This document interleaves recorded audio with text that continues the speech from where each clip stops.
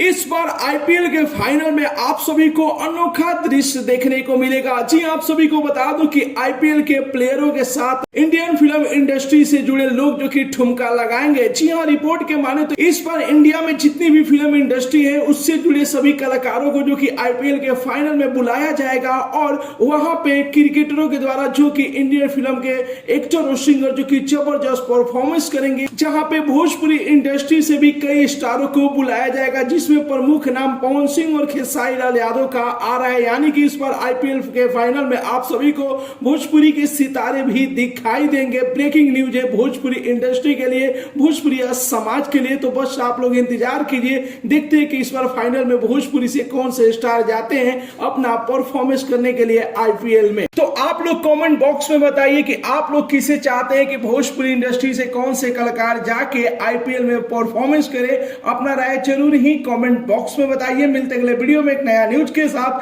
तब तक के लिए बाय बाय, टेक केयर, जय हिंद।